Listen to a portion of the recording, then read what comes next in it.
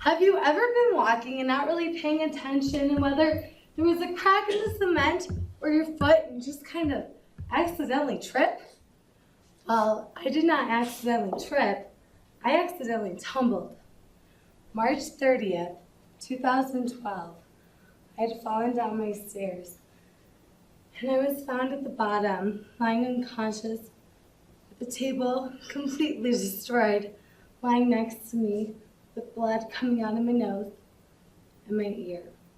My boyfriend at the time was the one who found me and called 911 immediately. The verdict was I was in a coma. The bottom line is, we are so fortunate and blessed to be here.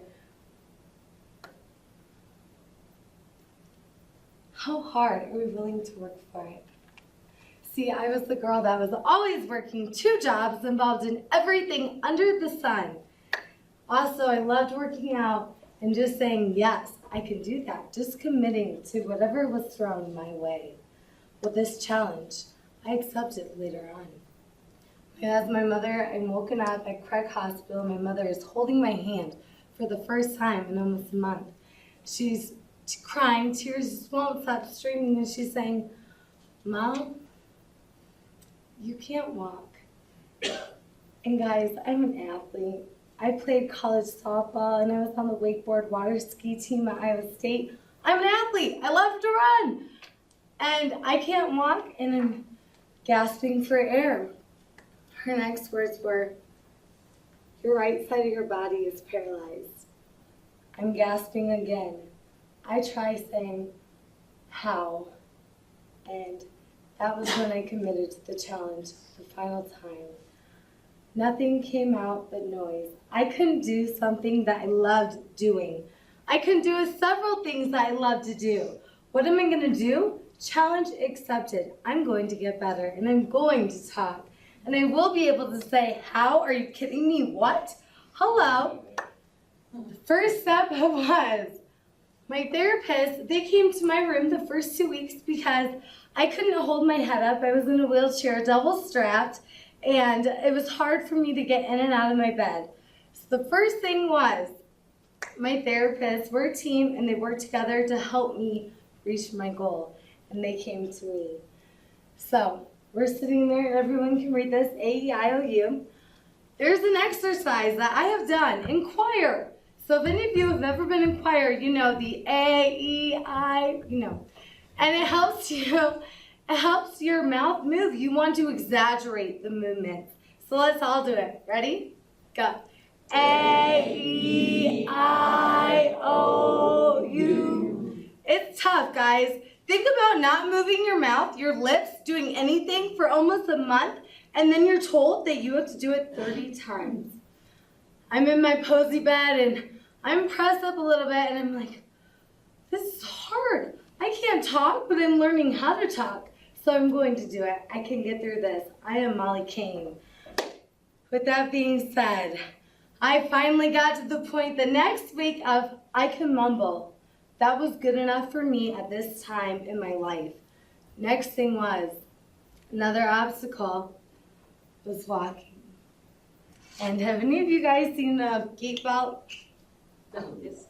Okay, so I lived in the gate belt for 3 months and had to wear it everywhere. It became an accessory to me every day, and I love it. So I'm getting wheeled down in my wheelchair by my physical therapist, Mary, and she says, Molly, it's your second Thursday at Craig Hospital, and I'm kind of like, I know where I'm at now. Last week I didn't. This is really cool. And she says, we're going to learn how to walk.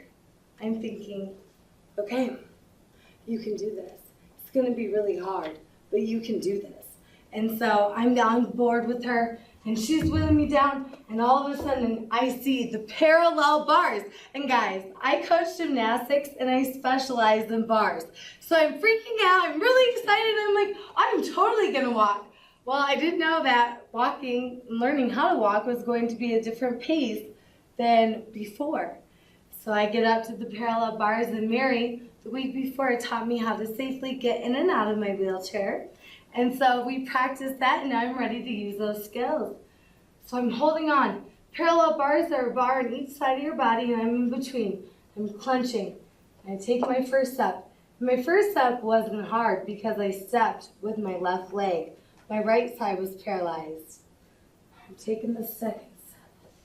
And I'm shaking and trembling, and now I have to put weight on my leg. And that was the hardest step of my life. And I did it. And I got 8 steps down, and I was so ungodly proud of myself and what I've just accomplished. Immediately, I sat in my wheelchair, I was out of breath, and I looked back, and I just couldn't get this grin off my face. There was a woman who worked in the multi-purpose room at Craig Hospital in the cafeteria part. Her name is Myrna, and she's this just lovely, loves to dance, loves to shake her booty. She taught me how to shake my booty when I was in the hospital after I had been there for a month, and I could walk. It was my goal to shake my booty because I can walk. So Myrna was so excited. I shared the news with her, and her son had been there about 10 years before I had and never recovered like I have. So she looked at it as so proud of what I've just done, and she's a lovely person. I wish she was here. Oh my gosh.